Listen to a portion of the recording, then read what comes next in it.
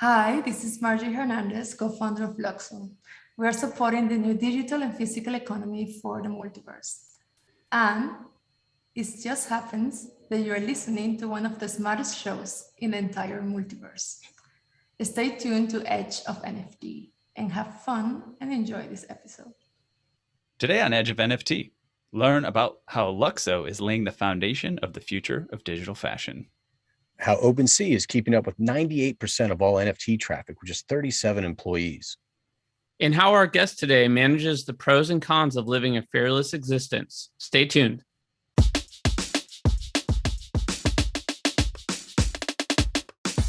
Welcome to the Edge of NFT podcast with your hosts, Jeff Kelley, Eathan Janney, and Josh Kriger.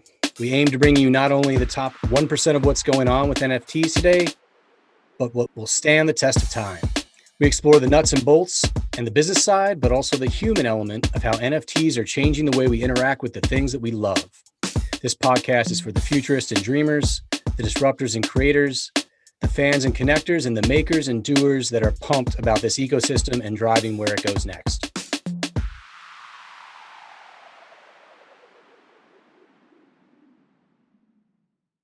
Welcome to the Edge of NFT with your hosts, Jeff Kelley, Eathan Janney, and Josh Kriger, the podcast that brings you the top 1% of NFTs today and what will stand the test of time. We explore the nuts and bolts in the business side and also the human element of how NFTs are changing the way we interact with the things we love. This podcast is for the dreamers, disruptors, and doers who are pumped about this ecosystem and driving where it goes next.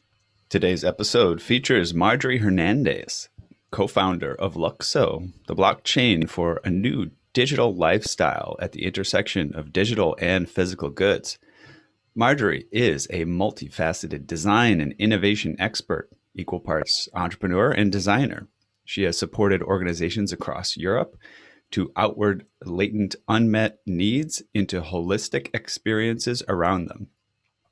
An architect and designer by training, Marjorie spent most of her professional career creating ideas and concepts for her clients, ranging from well-known artists and creative agencies to one of the big four accounting firms. As the digital transformation and strategy executive, Hernandez collaborated closely with Ethereum and the IOTA Foundation. She takes special interests in the confluence of design and tech, as well as in which ways those can be used to promote well-being and create new business models.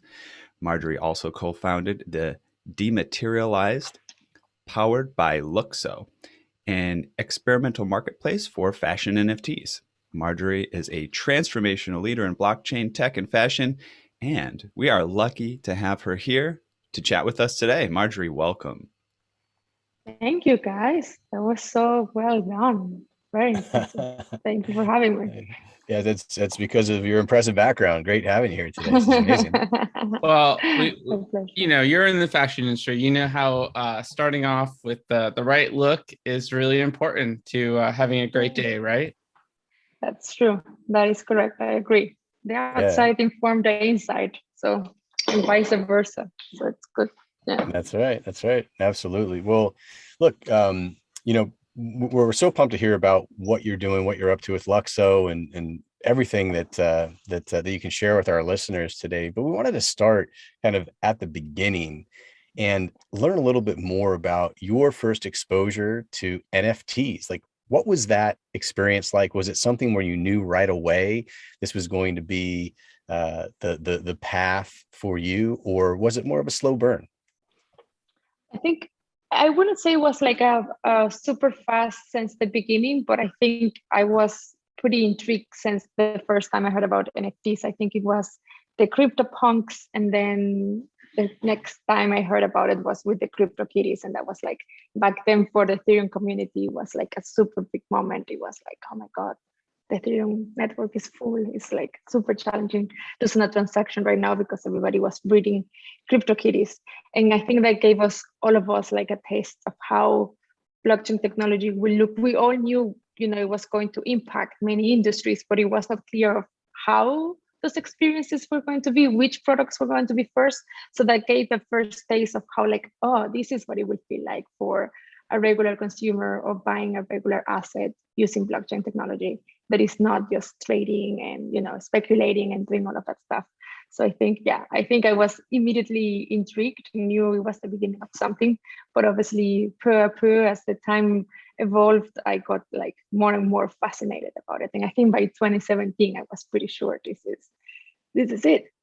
Well, I think like one of the interesting things too early on was so much of it was about trading and collectibles, and the full spectrum of possibilities around NFTs wasn't that evident or wasn't that talked about, right? So it was like that transition, at least for me personally, was massive. It was mind-blowing, right? When I realized, wait, this can be used for much, much more than collectibles or nostalgic items, which is a huge market. I think it has a really big place here, right? But there's much more to this. Yeah, totally. Definitely. Yeah, it begs the question, when specifically did the Luxo concept come together, and how did it come together? Yeah, I think, well, me and my co-founder Fabian, we went to university together here in Germany. And since then, you know, we always collaborated in all kind of projects, and, you know, did projects in university, did film together, did a bunch of stuff together. And then when we started working, we were kind of like, each one of us was in his own path. And obviously Fabian became part of the Ethereum Foundation, and I was doing a strategy and consultancy here in Germany and in Switzerland. And then, you know, at one point we kind of like, you know, we were discussing, like, one of the many nights we're always talking about something, like thinking what it would be to basically create the tools, because he had done ERC20 at that point in time. And it was in the moment where it was starting to like get this mass adoption around ERC20. And then obviously it became super evident like how when you standardize certain pieces in the smart contract, you can create this network effect of like all of a sudden having adoption by unlimited amount of people. So basically at that point, we decided to what it will be if we will create the tools and the applications that will power creators of culture to enter the blockchain space, and how it will be if we all of a sudden we will have the ability to tokenize cultural goods, you know, or consumer goods in a simple way, and then kind of like have the same kind of like ability of scaling and monetizing like people had with ERC20. So I think that was the beginning of it, and that was like 2017. And then at that point in time, you know, we were both having our respective jobs, etc.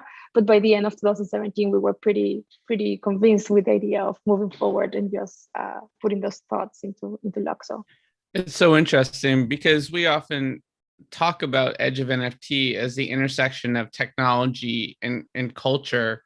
And when you look at what's happened now, you're really pioneers and ahead of your time, because that is the conversation. And when people ask why are NFTs selling for thousands or hundreds of thousands or millions of dollars, it really has to do with this intangible around technology and culture that how do you describe that to people? Because it's hard for people to grasp like what's going on here.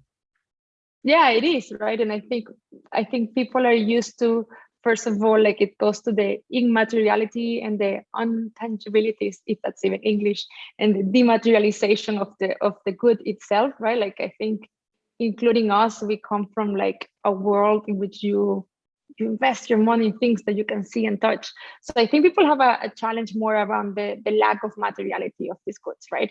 Even if you will have like a physical counterpart, I think the challenge goes around those things. But I think we all understand that the value of things is more than the sum of its parts, and it's not always related to the physicality, right? The value of the Mona Lisa is not the canvas and the painting, you know, it's all of these things around it.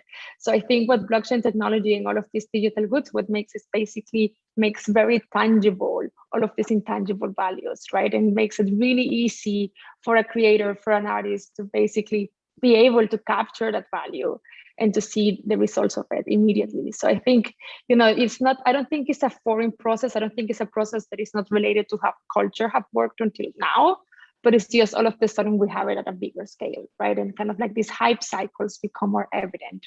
And, you know, the thing around scarcity is basically the whole NFT world is like a supreme shop 24/7, right? It's like these always demanding lines and people seeing and playing with dynamics that come up with the hype cycle.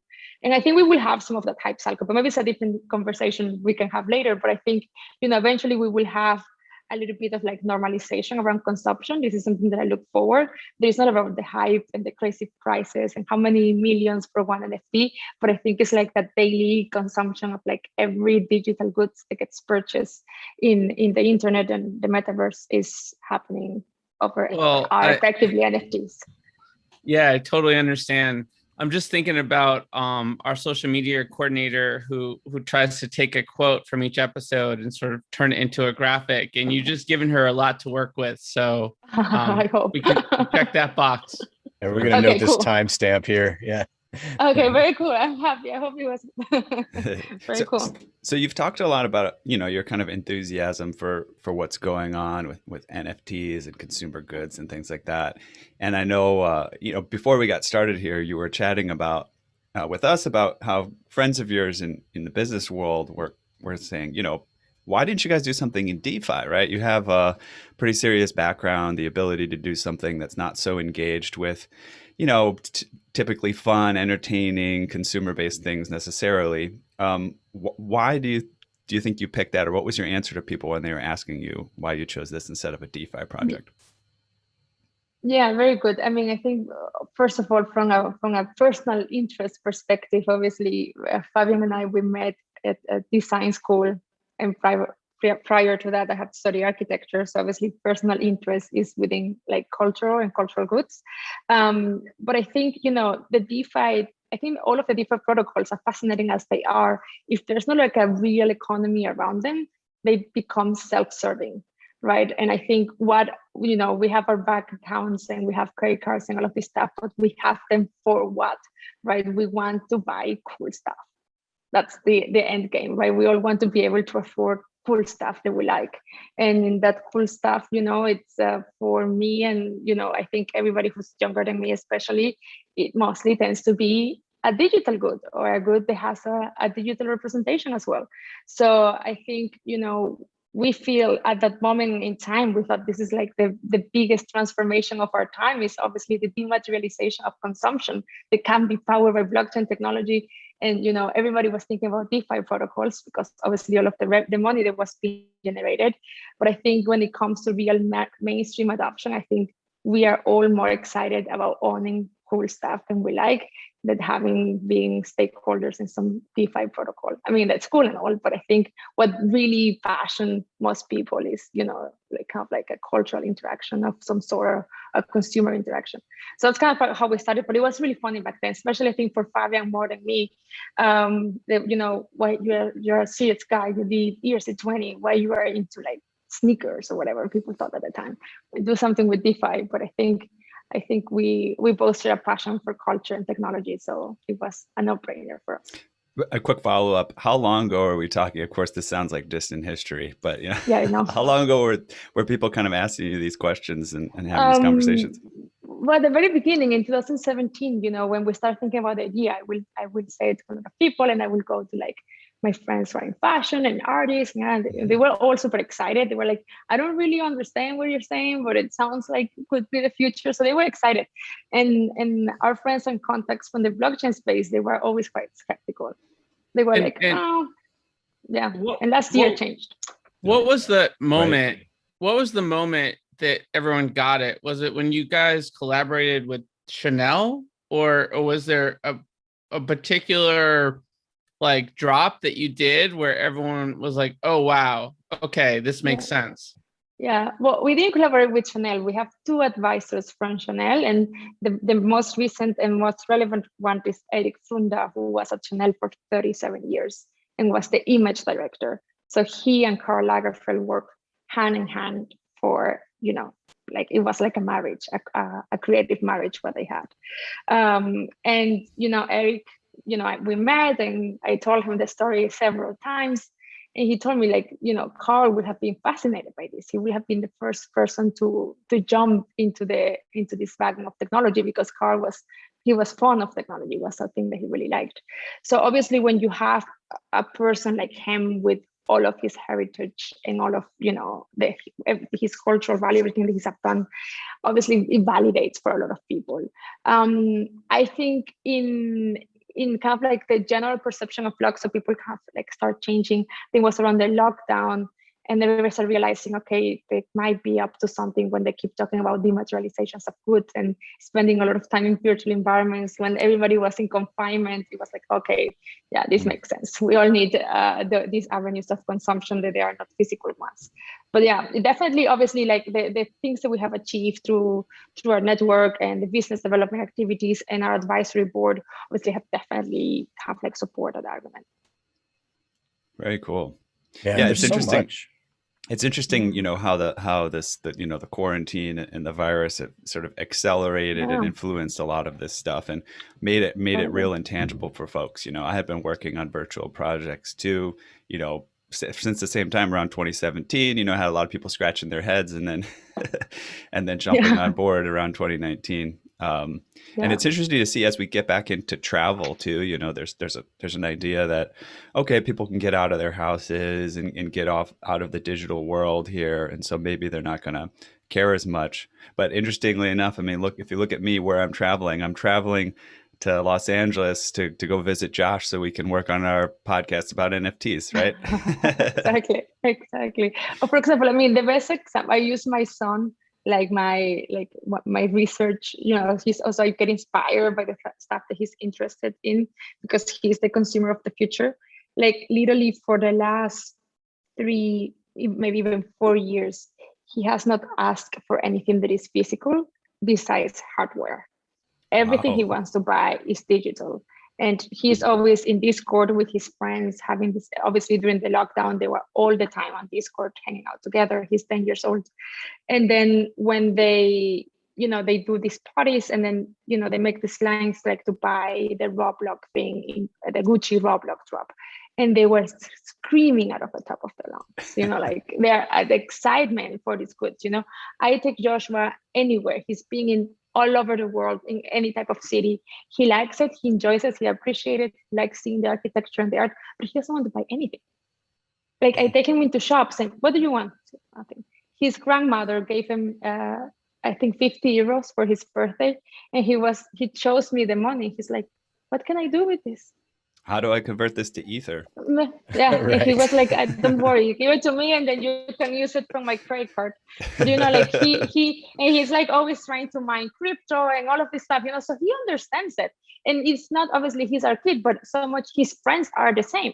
So there's an intrinsic interest, and I think there's a generational shift. There's also different understanding about the value of digital goods. Like we are all observing this almost as anthropologists, because even if we are not that old, we were not born with it. Like we didn't born looking into an iPhone. This was sci-fi for us. So we're still trying to understand a phenomenon that is still slightly outside of our initial nature. Why for these guys, this is nature, this is the built environment, this is how it is. It's been part of their life since the beginning. So there is an understanding and appreciation for the digital good that is just as real and as important as anything else, if not even more. Right, Like, Grandma, you don't have a MetaMask, Grandma? What are you doing? It's crazy. Yeah, Right? Totally. Like Joshua will prefer, like, tell him like, hey, do you want to get this Rolex for your 18th birthday, or you want a Bitcoin? He will tell you he prefers the Bitcoin, right? Like he will. What a world. Yeah, it's amazing. Well, look, we haven't like given folks the goods on Luxo yet. So, you know, tell them what Luxo is, why it's important to the space, and a little bit more about the platform. Amazing. Yeah, great question. So Fabian's and I's mission and all of our team's mission is to basically to demystify and make it very simple for creators and users to utilize and interact with blockchain technology. So that's kind of like the core premise. Basically, we wanted to make it super simple for anyone to be able to issue, manage, and control their NFTs or whatever type of digital goods they might own. So that was the main premise of Luxo. So when we started, obviously, we have our own network, which is an Ethereum sister chain. For us, it's super important to remain compatible with Ethereum. But then we're putting most of our time in our research and development time and Fabian's time into basically standardizing the core pieces that we think are the super important parts to create that ecosystem. And we came down to the key components, basically identity, identity of the user, of the creator, and the identities for the products. So we have created this complex matrix of smart contract standards in order to enable different types of interaction and different types of NFTs to exist. The main tool being something that we call the universal profile, which is supposed to represent your on-chain profile. It's supposed to be nothing to do with your hard identity. It's just your on-chain profile where you effectively will issue and receive NFTs. So it's that identifier, that place where you can go and verify this was issued by Virgil Abloh, was issued by Chanel, was issued by Joshua, and then from there start going to the market and transferring, etc. So we have kind of like taking the complexity away from it, having like, the password, the key management and all of that stuff have been simplified tremendously. And then basically we see that as the key component that is necessary in order to have that mainstream kind of like adoption of blockchain tech. And this is something that we beta test extensively on my second venture, which is the Dematerialize, which is a digital fashion marketplace, in which we are targeting regular fashion consumers, people who love fashion, who are into trends, they love the digital stuff, but they get intimidated by the whole crypto kind of like scene. Basically, they just come into our website, they issue the profile is super simple. They can purchase in a very seamless fashion. We transfer the ownership all in the background, and then they can manage the profiles. And it's very, very easy in the same way, kind of like in the same way you manage any of your current social media accounts. And with Dematerialize, is this digital only or digital and physical or a mix of both? Yeah, it's meant to be on digital only. We did a drop with one physical garment, and it was very cool because the designer, she's very, very conceptual, very smart. Her name is Gala from Tribute brand. And basically what we had on the side, it was an NFT with an audio file of her describing the product and a picture of the texture of the fabric that she was going to use. And it was one of a kind. So that it was made for the person who bought it. So we have these moments in which we might go digital, but we prefer to remain digital most times. Very, very cool. So taking a step back, you've been a pioneer in this space. What do you see as the future of Web 3.0 consumer consumption, and what challenges do we need to solve along the way? What's coming down the pike? Yeah, super good question. I think right now there's a lot of problems that Luxo is solving and the other companies are solving that people have not realized yet their problems. But I think once people start realizing like all of that money they were giving into buying skins in games and all of the money we're investing online is really, we are not buying anything. We are just gaining access. We're just paying for the right to access a specific thing. Once people start realizing you're not really owning a thing, that really consumer kind of like need of like, if I'm going to give you my money, I want to own something. I really want to have the access regardless of your platform, regardless if you still are in business in 10 years or if you don't like me anymore and you want to blacklist me. I want to own my stuff. So I think once that consumer pressure is going to come, and I think it's going to come super soon, then all of a sudden what we will have is the most of the things that you can buy and that you consume online are in some form or another NFT or a token. So I think it will be like the means of consumption in that future of the internet on the metaverse is going to be some sort of blockchain asset. So I think that's the future. And how do we get there is to make it easier. It's just have to be, the user journey has to be simplified. It comes down to that, right? It sounds very like, okay, obviously, but it really is something needs to happen, right? Like MetaMask and all of that steps they're massive like barriers of entry. I know a lot of people get intimidated, a lot of women get intimidated, so we need to simplify that. And that's something that, Luxo is proposing. I think it's the absolute killer application, what we're doing with universal profiles. And, it's something that obviously could be implemented in Ethereum as well, because we are going to publish everything open source.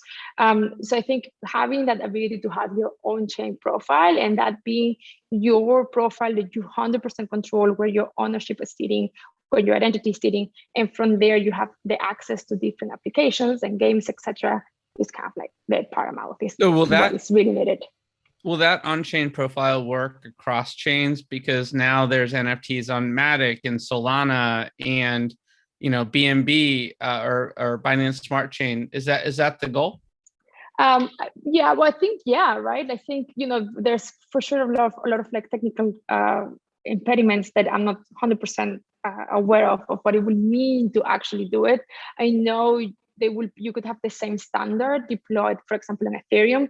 That by no means that you still have two separate profiles. You have a profile on Luxo and a profile on Ethereum, right?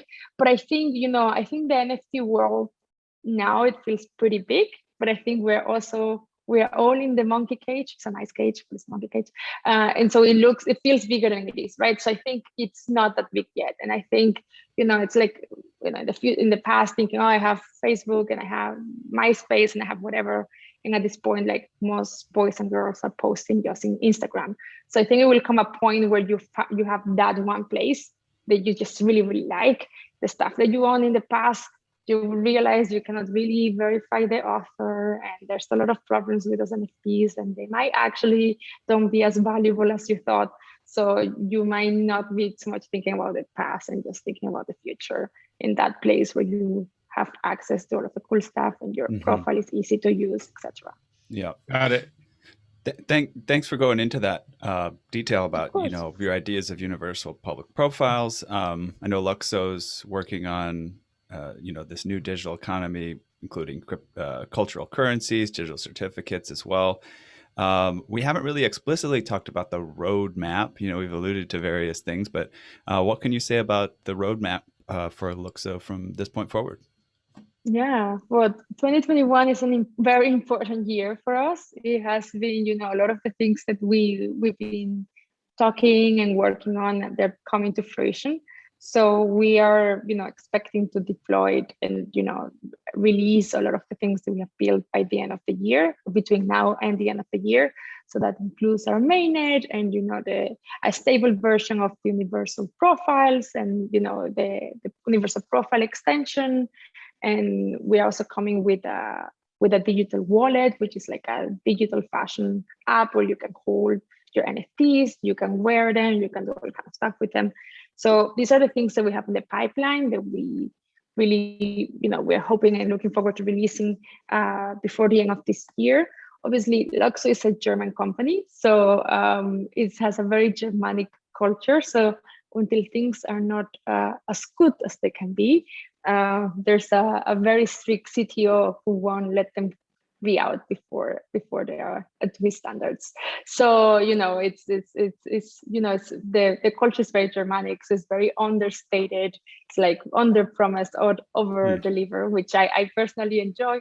So we are hoping by the end of this year to have a lot of that stuff. Yeah, I saw your blog entry just talking about how you guys are so intentional with not overhyping things, and it's definitely a slim minority of folks that approach things that way. So it's great, and it's really important, I think, to the industry that we do what we say and we say what we do. Yeah, we try our best to have that ethos too here. I think that's why people are paying attention, right? There's of course that it's interesting how you put it, Marjorie. There's that hype, and there may be a place for it in the in the coming days, but you're really trying to take a reserved approach to this and really think long term. And what's the foundation here, right? Absolutely. Yeah, absolutely, because I think it's very easy to be seduced by the opportunity of creating hype around something, but the point with the hype cycle is that it's very difficult to maintain long term. And I think, there has to be a certain level of organic growth attached to it and actual substance. It will be us in the best case as well. So, we just try to make sure that we're building, we have invested a lot of time into, making sure that we issue our token in Germany, that we are, in compliance with German regulatory law. We have put a lot of effort into creating not only, a very solid legal foundation, but also from the way the companies operate, to have it very, very solid, made in Germany, all of that stuff. So we are really thinking about, like, if you want to be something that lasts really long, you have to have patience. And, we hope, and, that by the point everything is ready and we're ready to launch, then we can enter organically some of these cycles of extreme excitement around certain topics. Yeah. I was looking over your LinkedIn profile and saw that you were a chapter ambassador for Singularity University, correct? And I think that's an interesting overlap, with what you're doing. And it's a very forward-thinking organization. We like to get a perspective from folks about what they think is going to happen long-term. How do you see the industry of NFT 3, 5, 10 years from now, or kind of where things are going? Love an answer from you on your thoughts about the far future. And if you have anything to add from your experience with working with Singularity, I'd love to hear that as well. Yeah. Well, I really like the Singularity. I had like a great week in there. I saw it like summer camp for adults. Like once you become a grown up and you're not in university anymore, like you just don't hang out. At least I don't just hang out. Like I'm either working or doing this or doing that, but you just don't hang anymore. And it's just great because it's like you go for a week and then there's like a bunch of people very interested and you just hang and listen to really smart people talking about different topics. And I think it's really cool for your brain to shake things up every now and then and put new content and stuff like that. There's this author, Edward de Bono, he talks a lot about how creativity works. And basically creativity works when you have to constantly destroy your built-in kind of like reactions. Like if you think about a house, then the archetype appears into your brain. So you have to constantly break those archetypes up. So I thought like, I will go there and see what I can do for me and my archetypes. So it was super cool. It was super interesting. And obviously sometimes it feels a bit cultish, but it's super, super interesting. And I think they have really fair points. And I think it comes down also to what you guys were asking before around like, why is the hype around NFTs and what is the value and how do we explain it to people, right? And I think it's in a world where we know computers are going to be better than us at pretty much everything.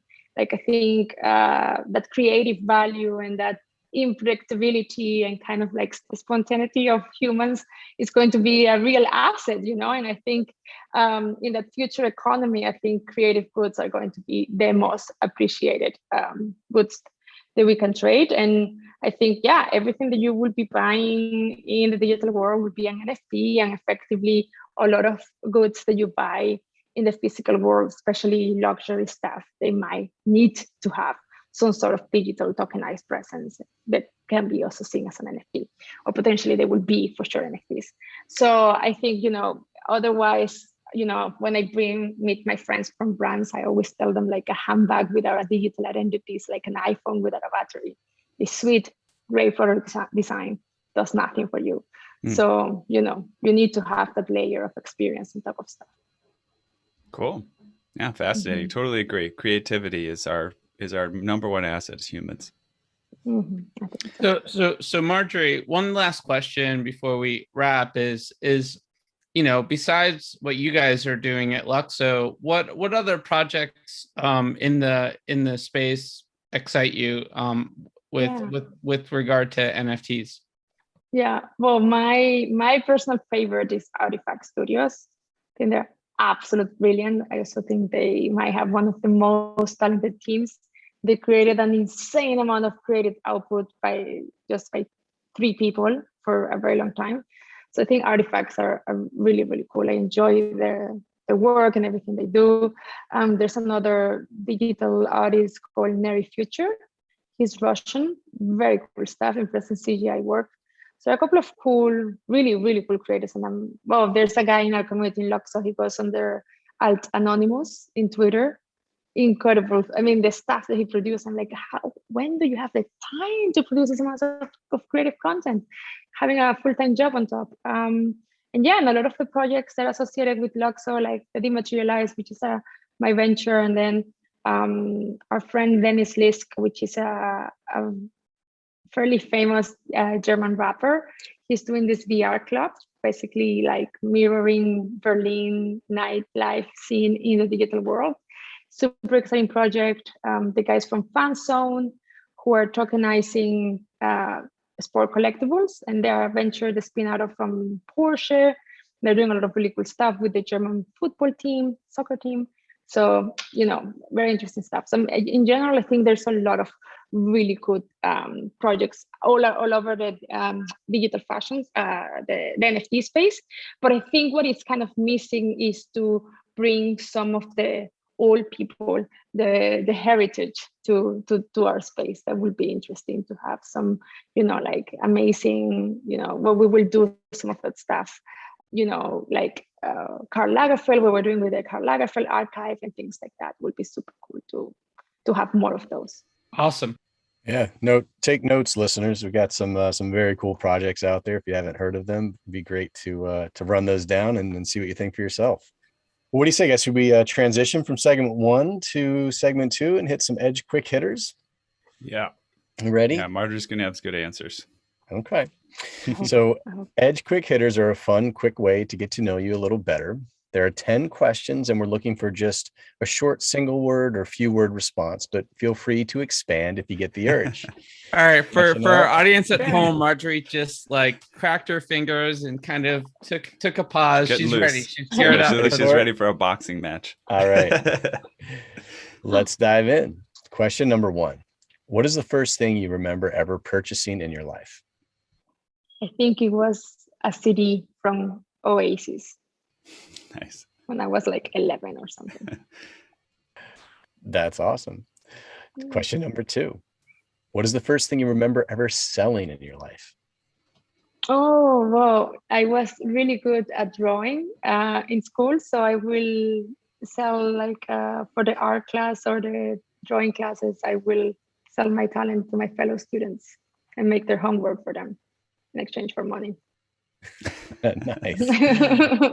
Good service. Yes. I see all the background, the city and the architecture and the design. See, it's all coming together in your history. All come together. Yeah. Make NFTs out of the homeworks. Right. Oh, that would be interesting. Question number 3. What is the most recent thing you purchased? I bought a Bottega Veneta handbag. I'm not familiar with that. It's a cool brand, and the designer used to be part of Phoebe Philo's team at Celine, which is like a cult thing right now, old Celine, because Phoebe Philo hasn't worked in a while. So he was one of her guys, and yeah, I bought a handbag from them. Nice. Clearly, we need Marjorie to hook us up with some fashion consulting, I think. Anytime you need it. If you all 3 of you look great, but if you ever want to add some more, let me know. She's really great at lying too. It's not true. It's not true. You guys have your personal style. You guys look great. Well, let's move on then. Question number 4. What's the most recent thing you sold? Oh my God. I sold something. Shares from the Dematerialized. I did a pre-seed. I guess that counts as selling. Okay. Sales. Yeah. That so does shares indeed. of my company. Yeah. Yeah, we like that. Absolutely. Number 5. What is your most prized possession? Ooh, that's a very difficult question. I mean, I think I don't want to say something cheesy, but I think it's like my son, he's a boy, so boys are not very expressive, but he does like very nice letters every now and then. It's like 2 sentences, but if those will be gone, I will be devastated. Yeah, everything else I don't care, but those letters are cool. Those letters. What's like an example of something he said in one of his letters? Well, he says he did an essay at school that he gave me after. They have to make an essay about something they really like. And he said, I really like my mom because she never gets angry at me and she always understands me. And I was like, yes, that's so special, right? Yeah. So cool. Yeah. That's so great. that was really cool. And he's a guy, so by the time he's 13, he's never going to write me a letter ever again, right? So, I don't know. Be gone. You could be you could be nurturing like a superpower. That's amazing. Maybe. I can see how those sweet letters also might be useful in getting out of trouble in other situations too. Yeah. So he might continue. He might continue when he's a teenager. So those letters I like. That's if everything will be burning, I will try to reach for those, and then I leave. Sweet. Yeah, that's very sweet. Yeah. Question number 6: If you could buy anything in the world, digital, physical service and experience that's currently for sale, what would it be? Ooh, has to be something possible, right? It has something that you can actually buy, Ideally, right? yeah. Yes. Ideally. Ooh, If you I had think, another idea that isn't, yeah, I we're will. fascinated to hear. Yeah, I think I would like to buy like a very extensive piece of land in South America, somewhere between Venezuela and Brazil and that area. That's the future of the planet, is right down there. So just like an amazing piece of land where I can build like something really cool. I've But got my eye on an island in Argentina if you want to split it. ooh, right, it's, but for people from a bit north of South America, we tend to have our reservations with Argentinians. It's all on jokes. We love Argentinians, but we tease them because they're too good at football and they think they're so great, which they are, but we tease them. So, but yeah, Argentina is good. Definitely interesting. I mean, I have a phobia against islands. I don't like islands. I like to be able to live via earth, like not boats, not swimming. Like I want to be able to go. But it sounds good though. If you get it, I will go visit. But I think but the first thing that came to mind, Jeff, when you asked me that question was like, oh, unlimited time to do things that normally don't fit in the schedule. Like if I could buy time, but that's not really feasible. Yeah, the one resource we can't buy back. The one we can buy back, exactly. Okay, well, let's move on to question 7. If you could pass on one of your personality traits to the next generation, what would that be? Ooh, there's something I like about me. I'm not very afraid of things. So like going to a new country, completely changing my life. I'm not afraid of those things. I'm afraid of other stuff, but like very massive things, I'm not very afraid. So I think it's just feeling brave enough to like follow your whatever you need to follow and feel adventurous, like being an explorer. I think I'm a bit of a nature of explorer, but I think a lot of people in the new world, we tend to have that trait, being a bit of explorers. But yeah, I think not being afraid of taking risk. Very valuable, I think, as well. Yeah, that's great. Flip side of that, question 8. If you could eliminate one of your personality traits from the next generation, what would that be? Well, I was thinking, it's very good that you follow up because that personality trait comes together with also being very, like not impulsive, but you can change direction relatively fast because you're not afraid of changing direction. And that sometimes can be difficult for the people near you. So I think being, better at communicating and, being more thoughtful about people's feelings in your adventurous nature is something that I would like to have, that I'm trying to improve. Communicate better with others and, also understand that not everybody feels comfortable taking a lot of risks. So you have to like take it easy. I get that one. Go freak the people out around you. What are you doing now? What is this? Where do you want to go? What do you want to do? Where would you know? So take the time to convince them to get on that bus with you, right? The bus to the unknown. Exactly. So communicating is good. Yeah, indeed. So question 9, what did you do just before joining us on the podcast? Good question. Well, I had a coffee and a piece of chocolate because I always think my brain works better on coffee and chocolate. I'm South American, so, And I talked to my team. We're planning to go to New York next week. So we were planning the New York trip. Oh, that sounds amazing. Last question, easy one. Question 10. What are you going to do next after the podcast? After the podcast, I will drive home to hang out with Joshua, the other Joshua, my Joshua, who is at home. And then I am hosting a friend who is coming over for dinner, is going to help us out with some UX stuff. Sounds awesome. Sounds like a great evening. So that's Edge Quick Hitters. Thanks so much for playing with us. It was great to hear your answers. I think we got some hot topics to dive into as well. What do you think? Let's dive in. All right. Sounds good. I also appreciate my coffee and chocolate as well, Marjorie. Chocolate, huge fan. OpenSea's team of 37 staff is currently handling 98% of combined NFT volumes. Okay. Well, I was just on OpenSea this morning and last night, getting really excited about NFTs, producing them, buying them, all this stuff. So I can see that. But I didn't realize they only have a team of 37. And there's a lot going on that site, a lot of volume as well. So 2.84 billion in Yeah. trading volume over the past 30 days. Daily volume hit an all-time high on Saturday of 224.6 million from 111,800 transactions over the 24-hour period. That is a ton.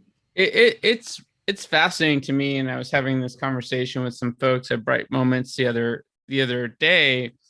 As much as we value decentralization and spreading out the opportunities to different people to create NFTs on all these different platforms, something about human nature seems to be pulling us towards an aggregator where we can easily access everything that's available for sale and look at trends and data all in one place. And these guys have a major upper hand given sort of their market position.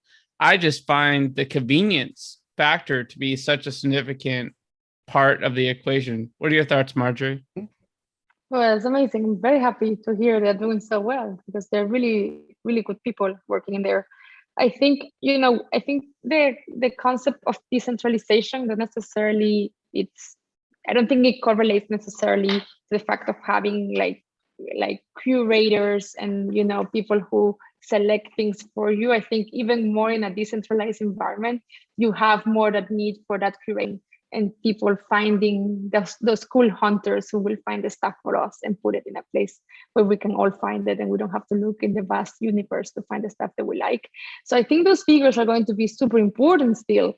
And I think curation and taste making and all of that is going to be even more so important because these power structures are kind of like breaking down, right? We know from how the publishing world is suffering and how Vogue is not as important as it used to be. So all of the sudden, the single figures. So I think, the test making and the curation, I think they would be more single figures than these massive, editors that we used to have. And you will have a plethora of people that you follow that you like, and they will create the content for you. I think OpenSea, it was just super fortunate that they've been one of the first ones to like create a super cool kind of like user experience. I don't really like that blue, but they're super cool. Yeah. We got a tweet from their CEO, referral bonus. We'll pay 1 ETH to anyone who connects us to engineers or designers that we hire, resumes to OpenSea roles at gmail.com. I think 1 ETH is a little stingy, to be honest, but for a good email address for a good engineer or designer, I think they probably should be willing to pay a little bit more, actually. But yeah, go ahead, Jeff. What were you gonna say? I would say, the 37 people managing all those transactions is really bananas, and they have a long way to go, I think, to continue to up their game around their platform. It's relatively straightforward and simple, but it's also impressive that it's not like crashing every day, right? There's so much flowing through that platform that they're able to maintain it is actually, pretty darn impressive for me. And, they got to grow the team. They raised a bunch of money. I think it was like $100 million, and they got to find people to come on board and help out. I have to say, I was on there, I think it was last night, and I got a notification. It said something like that the site, I don't want to say it was down because that would, be very specific, and I don't have that information for sure. But it was something about the site wasn't working, and it said, Cloudflare, supports this site, so there's sort of like a version of the site up to support it. But I found that interesting, right? I don't know if they're doing some maintenance or something went wrong, but I could see how that could happen given the volume that's going on right now. Yeah, that's crazy. Well, I think it also shows you how you can build really amazing stuff with not an insane large team. I think, a lot of tech startups, they also have this inflation of hires and hires and hires. And sometimes a couple of people just can get efficiently more done than a very large team. So I think it also show you like how much people do you need to. Yeah. Before I move on to the next topic, just also one thing that's interesting, it's supported by the blockchain, right? Like all of the transactions and the ownership. So what's cool is if the site does go down or something like that, right? Nobody necessarily loses out on the things that they own, right? It's just like a place for viewing and transacting around those things. Yeah. And this is the amazing thing about decentralization. It's just that the platform just becomes a window. It's just an interface to a thing that is happening in like this parallel dimension, right? And it could be any application on top. So I think even more so becomes like down to that experience. You have to be exciting, has to be easy, has to be amazingly curated, because it could be anywhere, right? And I think the basic example is what everybody says, like, okay, Uber in the decentralized world is just a smart contract, and it's not a corporation, right? It's just a smart contract that matches and processes the transaction.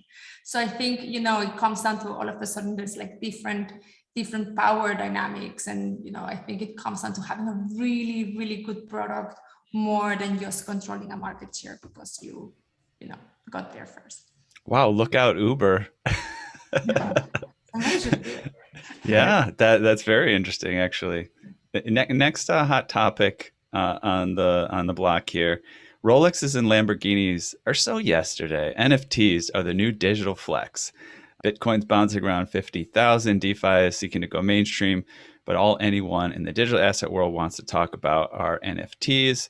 Yeah, and we alluded to this earlier, right? And it may just be, what we experienced in what the sort of the middle of my generation of this sort of like digital native kind of thing concept, right? So it was easy for me to understand email and surfing the web and things like that, whereas my parents are still having difficulty getting on a Zoom call, right?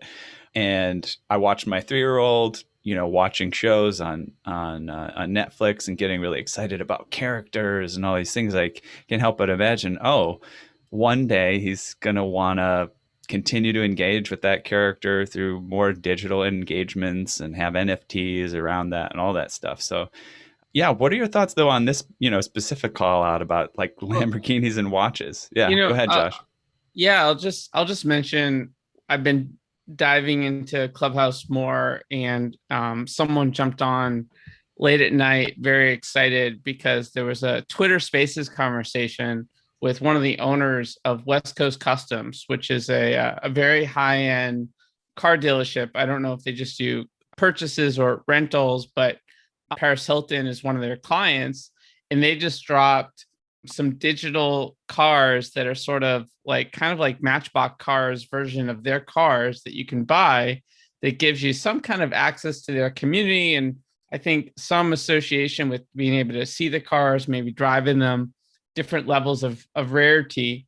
And that was like a moment of awakening for me that, this luxury car company felt compelled to dive into digital cars.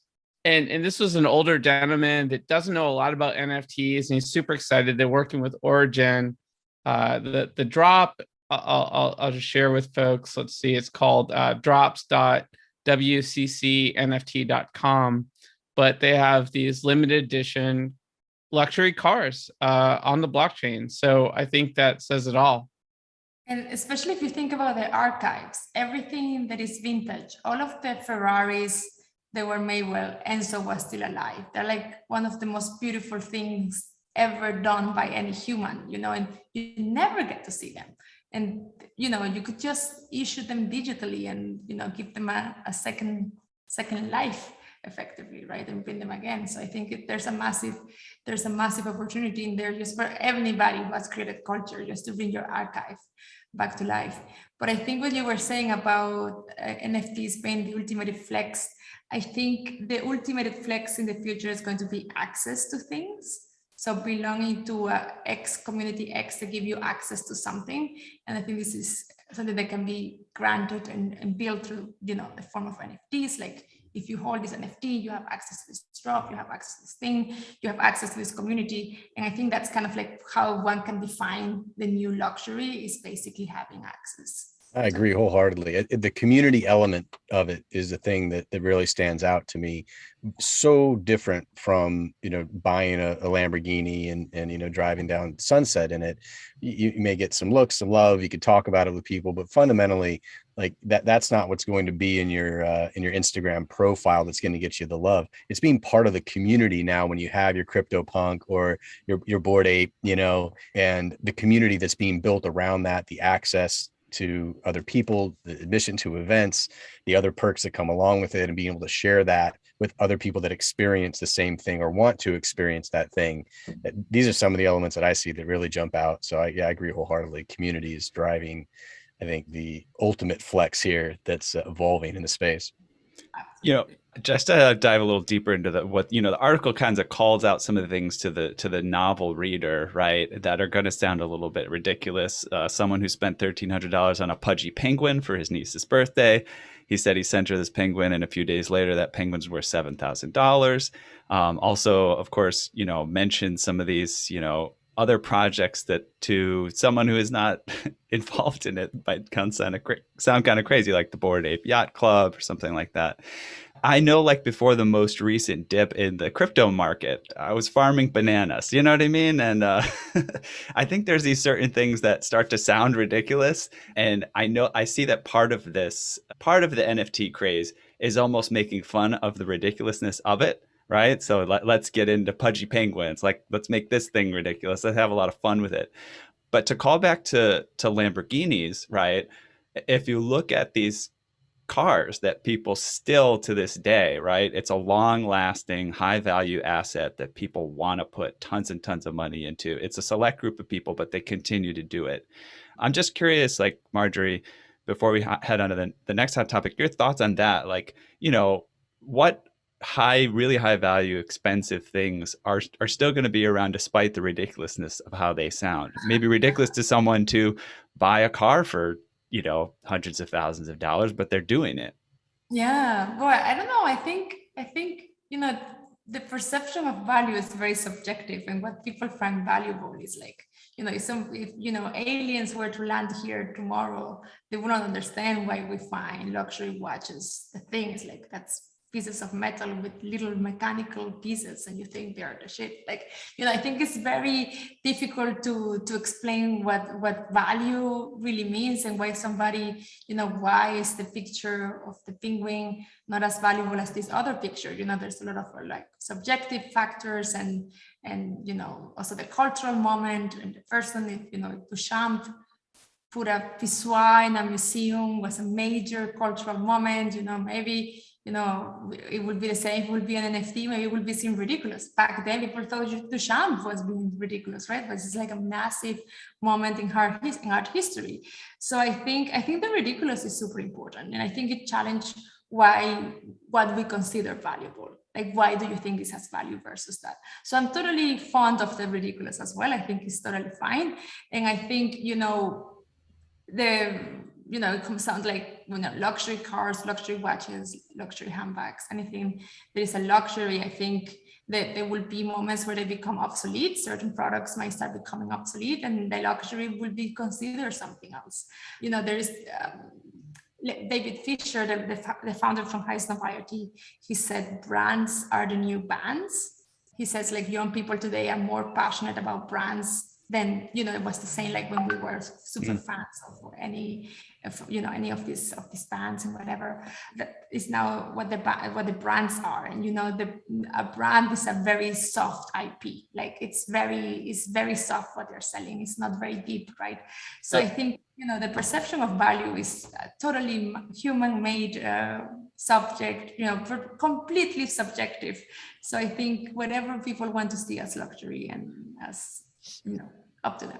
Okay, so check this out. Somebody at that same event at Bright Moments predicted that people will eventually be wearing green screen-esque bodysuits, where the only way you see what they're actually wearing is if you have like the right NFT or the right glasses, and that these bodysuits can morph based on where they go and the level of rarity of the NFT, and they can put on different NFTs for different days. We didn't talk about this earlier, but this whole conversation is making me feel like this person is not that far off. I don't think he's far off or she's far off at all. I think that's kind of scary, because all of a sudden, okay, let's say, I don't think it would be a green suit. I think it could be, because it's not a green screen, right? Like AI, augmented reality technology, is going to be a bit more sophisticated and require a bunch of green suits walking around, and then they will start merging green suits. It's strange.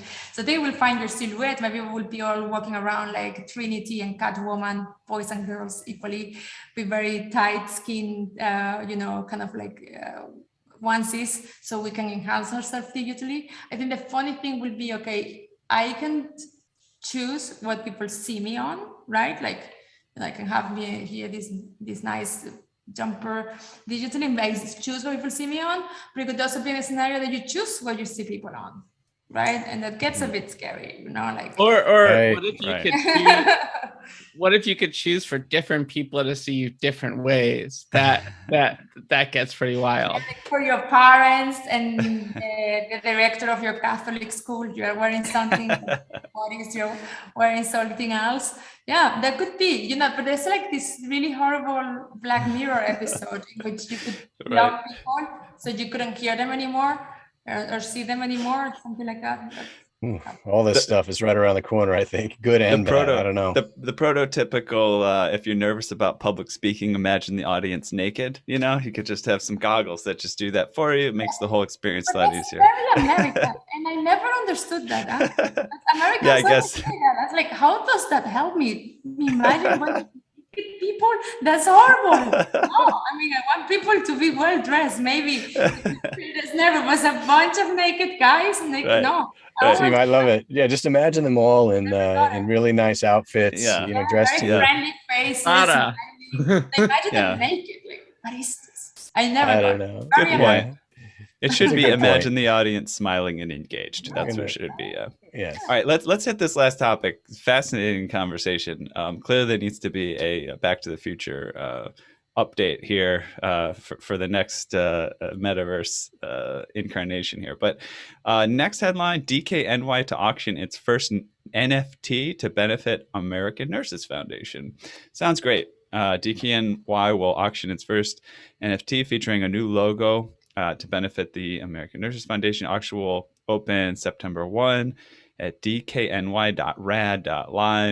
and will appear on the DKNY brand creative, ready to wear, and accessories beginning September 8th.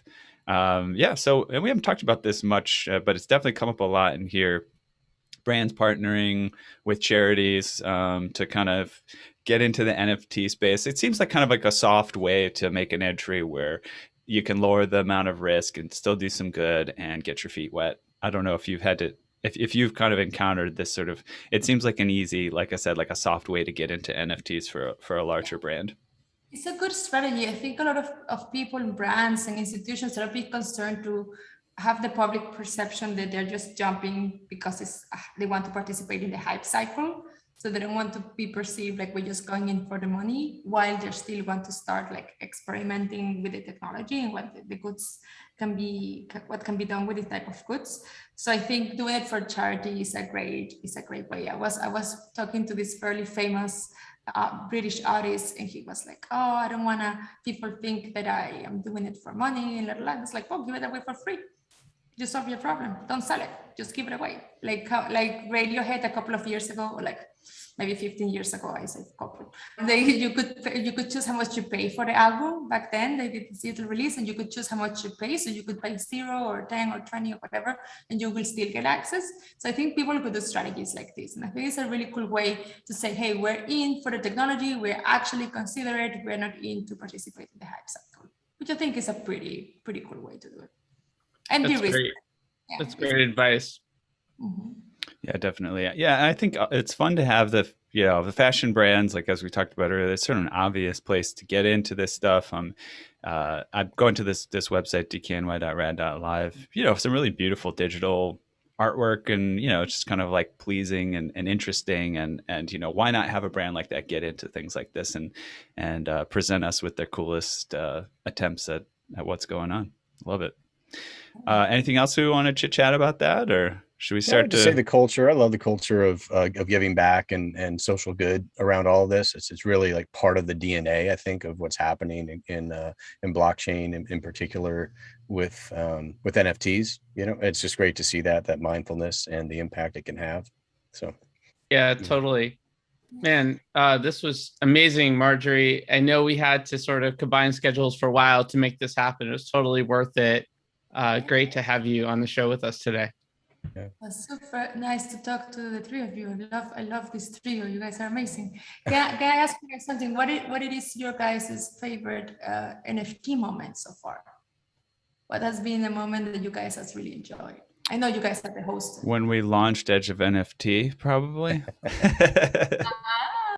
I gotta say, I became a fanboy recently when I got an ON1, and it was a special one. And then the next day I was at a get together in LA, and I met two of the founders, and I heard this story of how they came together at bright moments just months previously, and the struggles that they had been through as artists and creators, and how this collection, which is now sold over $100 million of in Ethereum, probably more than that by the time the show airs, how it was a genesis of creative collaboration and friendship over 3 months that has changed their lives. And now the biggest brands in the world are all hitting them up on the daily, and they're very down to earth guys. And it just, for me, symbolized everything that's possible with this industry. And it sort of is ingrained in my mind, meeting those guys and their humility, in spite of the fact they just sold over $100 million of NFTs 2 days previous to that. It's cool when cool people make money. Always feels nice. Most definitely. Yeah, no, for me, it's the when Dapper Labs, brought the original kind of beta version of NBA Top Shots to market in like August of last year, because I'd been following them for a long time, and we'd had this idea bouncing around doing something very, very similar to what they were doing. And when I saw how well they did it and how they made it community oriented, and just the deliberate kind of nature of their approach, I was like, wow, this is game changing. Now, I didn't know it was going to be as game changing as it actually was at that time. Otherwise, I would have bought a lot more NBA Top Shot moments. But it was so cool to see that, and I knew it was an inflection point. And for me, that was really the most special moment in NFTs so far that I've experienced personally. And it's led to a lot of what we're all experiencing, I think, right now. Great. But yeah, look, Marjorie, so great to have you on. Amazing to hear about everything you're up to and your perspective on so many different things. We're really excited for you and Luxo. Where can folks go to follow your journey and on social and other places about the future? Yeah, well, our Twitter and our Discord are the places to go. So I think we're at Luxo, and the server, I think, is also called Luxo and Discord. And Discord is really cool because all of our team communications also happen in Discord. So we are always there. So it's the easiest way to reach if you want to reach the developers or anybody in the team. We're all looking at it. So it's a good place. In Twitter, we fairly share a good amount of information over there as well. And then decentralized, it's the same or dematerialized? Dematerialized, yes, it's with an S. It's the British spelling because it's an UK-based company, and my co-founder is Scottish, so we went for British variation instead of American variation. So it's a dematerialized and in both. And yeah, we are launching our Discord server right now. It's private, but we will open it up. And then yeah, Instagram is also dematerialized. And it sounds like we're not quite ready to announce it, but there will be some kind of special opportunity for our listeners coming up with one of your upcoming drops. Is that correct? Yes, there's something very special coming up in September. So it's going to, for sure, it's a partnership the Luxo will announce, and we're making the first kind of like manifestation of that partnership with a drop in the dematerialized. It's a really, really beautiful collectible that we assume is going to sell out really fast, and we can reserve one for one of your lucky.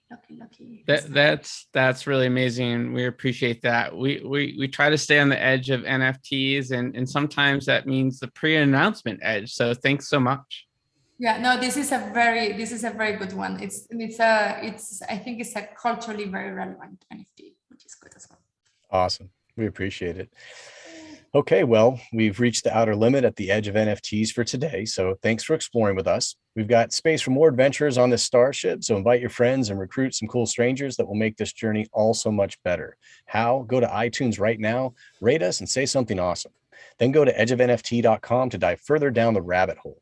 Want to help co-create Edge of NFT with us? Got guests you want to see on the episode? Questions for hosts or guests? An NFT you'd like us to review? Drop us a line at contact@edgeofnft.com or tweet at us at EdgeofNFT to get in the mix.